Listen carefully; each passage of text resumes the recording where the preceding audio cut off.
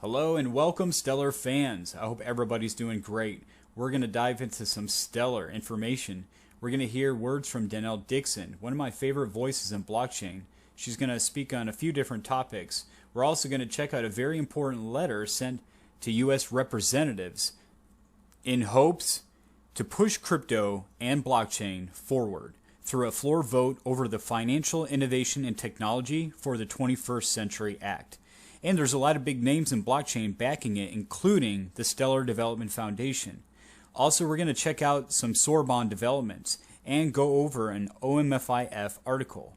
Now, before I begin, if you could please hit the like, share, and subscribe with friends and family, because the more people that learn about Stellar, the more people can invest. Just one of the many reasons I love using a D'CENT Biometric wallet is for the security. It's second to none compared to other wallets out there. You have biometric authentication, Bluetooth, and a top-grade EAL5 chip. All this combined for top-grade security. If you're interested in owning one of these, keep your HBAR, XRP, XLM, and other top assets safe, including Bitcoin and Ethereum. There's purchasing links in the description for a mind-blowing discount. Yesterday was an important day for blockchain and Americans, as the Blockchain Association members sent a letter to Speaker Johnson and Representative Jeffries in support of a floor vote for the Financial Innovation Technology for the 21st Century Act, or FIT 21. Their member companies are working to improve financial services and build a better internet, but need legislation that offers a framework for innovation, regulatory clarity for U.S. operators, and protection for users and consumers. This is the actual letter that was sent, and I'll put that in the description. Look at the big names here. Of course, we have our very own Stellar Development Foundation, but look at other big names like Ripple, you have Hedera, you have Circle, and other giants. Discussions on regulatory certainty, new technologies, working with CBDCs, NFT technology, cross-border payments. It's very important, and you have to have discussions. The Digital Money Summit 2024 discussed new engines and new rules. It's a very important event that gathered in London. As developments of digital finance gain traction, the future of our financial system stands to look radically different. To discuss these developments and more, experts on central bank digital currencies, payments, tokenization, and artificial intelligence gathered in Knightsbridge for the OMFIF 2024 Digital Money Summit. Tokenization, representing ownership of an asset on a digital ledger, usually a blockchain, has found a new level of momentum it never had before, with the Bank of England's former Deputy Governor of Financial Stability examining its potential. In his keynote speech, the technology itself is not new. The first blockchain bonds were issued around 7 years ago, but a confluence of factors has spurred interest in its concepts. Get this, no matter who is operating the infrastructure, most of the audience was confident, and they agreed that DLT would underpin settlement systems in the future. In a session about the future infrastructure of capital markets, 43% of the audience felt that settlement would take place on DLTs operated by CSDs, while 30% felt that DLT settlement systems would make CSDs redundant. Smart contract capability on Stellar is incredible. It's a game changer. So let's listen to Jed McCaleb as he discusses the opportunities for builders using smart contracts on Stellar.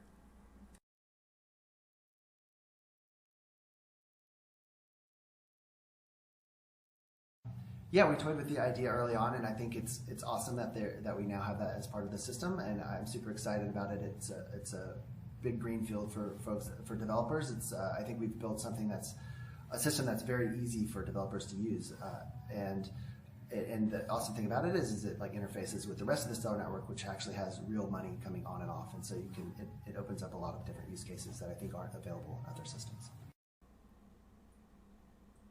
Things seem to be running smoothly for Stellar's smart contract platform, Soroban. And Ryzen recently had a build-a-thon, hackathon last week where over 50 devs showcased their skills and created dApps on Stellar using the Soroban.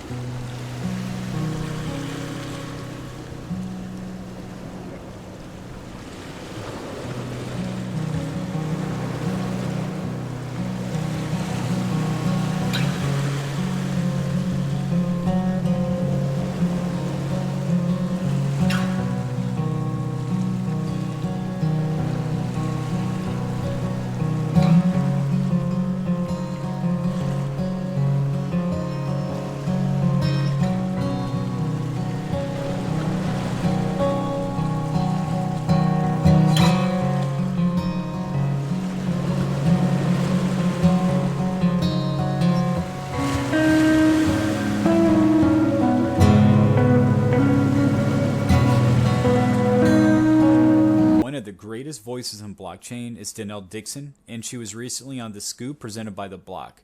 And she had a discussion with Frank Shapiro, and they discussed a wide range of different topics, not only about Stellar, but blockchain in general. I am the CEO and Executive Director of the Stellar Development Foundation, as you said. So I look at my role as really shepherding just the Stellar Development Foundation towards its mission, which is creating equitable access to the global financial system.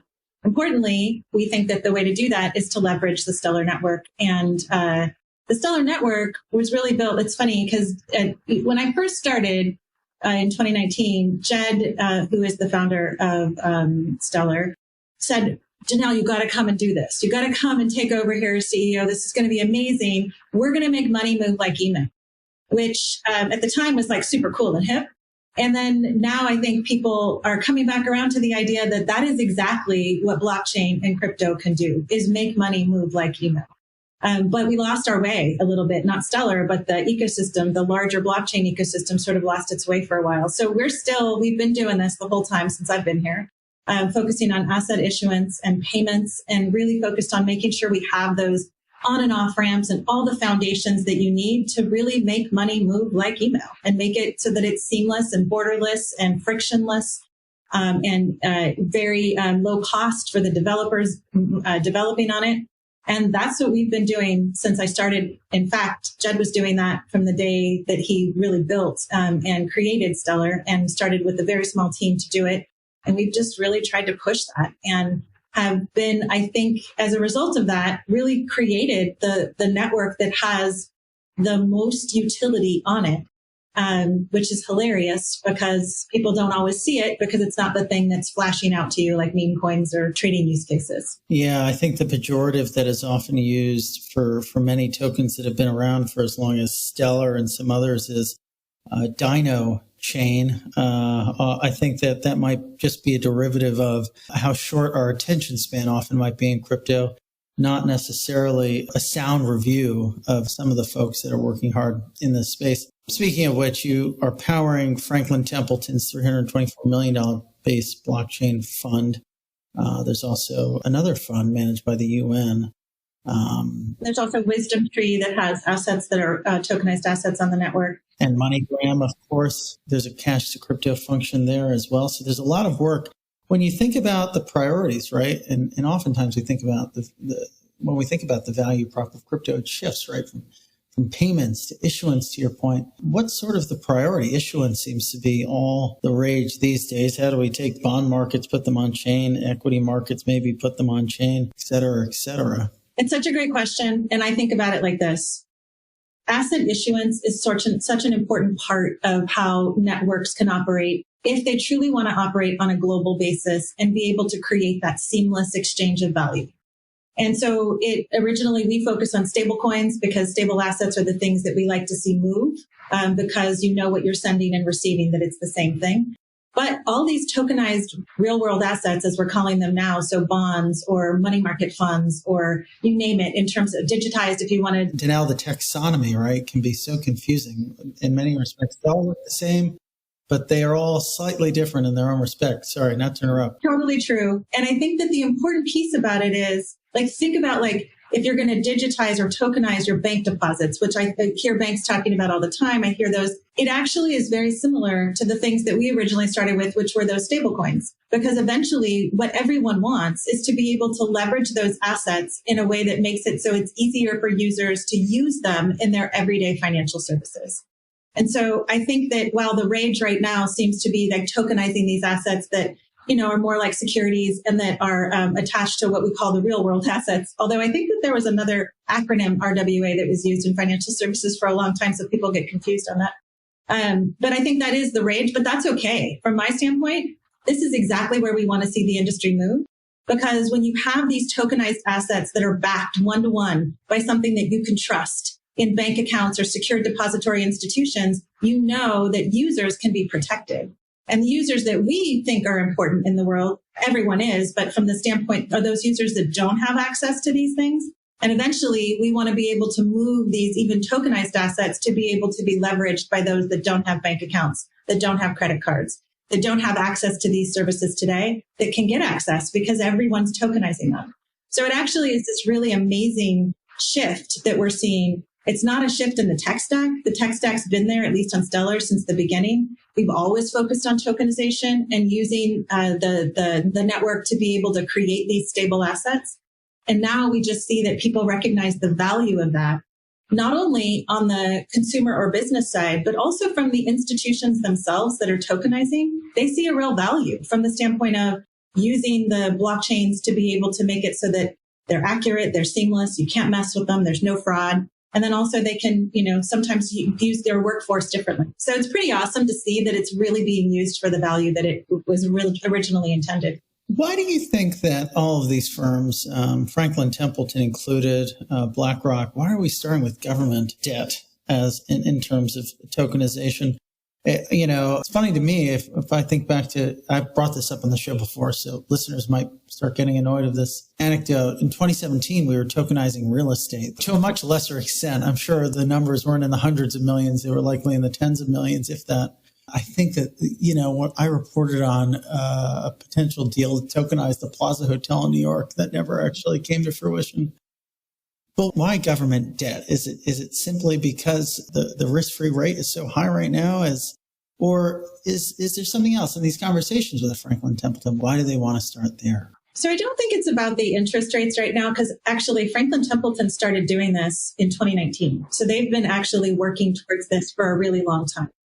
I think it's actually about the regulatory environment, number one. And secondly, I think it's because the way that you think about like money market funds is that you could actually leverage those like real dollars so that you could make them a payment methodology, because people do it now. They write checks from their money market funds. And so they can make that happen. And I think it actually is a really nice, like sort of stream to get to the uses that eventually they want. They want to be able to have these users use them seamlessly. And eventually, I think Franklin Templeton and others really want to see these assets be used more like stablecoins are used today. So to pay for things, to be able to I can transfer my money market fund to you simply and say, oh, hey, I'm going to pay you with, whatever, $10 for my money market fund. And I think that's why. But it took a long time for Franklin Templeton, who's really the leader here. We actually found out about it, funny enough. We had our very first Meridian, which is our annual conference in 2019 in Mexico City. And it was like either a day before or the day after that we saw the press release and the SEC filing regarding Franklin Templeton choosing Stellar to be able to create this money market fund. You didn't even know. We had no idea. It was like the beauty of open source, because they actually found the tech stack themselves, realized that this was the one that they wanted to leverage. And of course, now we work very closely with them. But at the time, it was like amazing to see this happen. And given my open source background, it was exactly the thing that I would love to see, is that technology is used out there because you put it out into the world. So I think that's kind of what it is. And I think now the regulatory environment in the US is more open to these kinds of uses and to this type of tokenization. And I think that's why we're seeing that first. So it's interesting, right? Because from a crypto markets perspective, this is almost like the third phase of how capital markets look. So this is more from a trading perspective, less from an asset management perspective. Phase 0, right? Or phase 1. All pairs and collateral were in Bitcoin for the most part. If you wanted to trade on leverage on something like a BitMEX, back when BitMEX was the king, you would put down Bitcoin as collateral. Then enter stage left stable coins and USDC and Tether. The explosion of that market, now they're sort of the common pair, commonly accepted as collateral. It makes me think, are we entering this third or second phase, depending on whether you want to start at 1 or 0, of sort of a new collateral type alternative to stablecoin that can maybe offer yield? So that's let's put that aside. That's more of a crypto market structure evolution. That's interesting. I don't know if it's something that you might want to dig into, but there's also sort of this broader element of not only does it maybe change or impact how crypto markets work, but it also will allow for really the first time this very commonplace humdrum instrument to be more, to your point, like email, or to move at the speed of email. How far away are we from, I owe you $20 after, or $50 after going out for lunch or something. And, I hit tap on my phone and now you have tokens that I maybe had in a wallet tied to money market account. I don't actually think we're that far from it. In fact, I think that Franklin Templeton just announced, I think it was earlier this week, that you could actually now send Benji assets to people who weren't pre-authorized, or you could send it between one another, which you couldn't do before because they're heavily regulated in terms of how it was leveraged. But I do want to just comment on the staging that you talked about, because I think importantly, the way that I look at this is I was involved in the early days of the web. I spent a bunch of time trying to create the open web, the open internet, really focusing on how to use this tech stack so that it can benefit all. A lot of that time was at Yahoo. And then I went to Mozilla and really focused on the internet principles around that openness. You were the chief operating officer. Yeah, I was at Mozilla. And I used to think about it in the stages of I have 5 boys, and I think about them as children. And I think when I left Mozilla in 2019, I thought we were barely to our tween years in the internet, and that we actually hadn't seen the creativity and the value that the internet itself was going to be able to drive. And I think that where we are in blockchain and crypto, I think we're still in that adolescent phase. We're still very, very early on. And so we're seeing now the technology be used as it was originally intended. The secondary market aside, the secondary market creates a ton of opportunity, and it created a ton of challenge because of the regulatory environment. And I think now we're looking at this tech stack and saying, hey, its original purpose, pretty awesome. And now we're seeing these kinds of step changes where you see regulated entities get into it and issue these assets. And I think, Frank, that we're going to see these assets. And I think as a competitor to stablecoins. And domestically, these kinds of assets might take over that stablecoin market because a lot of people have money market funds domestically in the US, and they could be able to move the money super easily. And I could send it to you and say, I'm paying you back for what the movie ticket that you paid for last night. Yeah. Now, outside the US, it's going to be different. I think stablecoins have a really important place outside the US, particularly USD-backed stablecoins, because you're going to see that is really where you get to the heart of it, which is where we focus, which is getting value onto the African continent, for example, is very challenging unless you have a US bank account. And blockchain makes it so that you don't have to have a US bank account and you can get that value. And if you have off-ramps like we do like Stellar does in the African continent, you can then off-ramp into cash using MoneyGram or the local other local providers. That's huge. And that is actually game-changing for people around the world that don't have these things. And I think stablecoins are going to always have a place, especially USD-backed stablecoins are going to always have a place in that.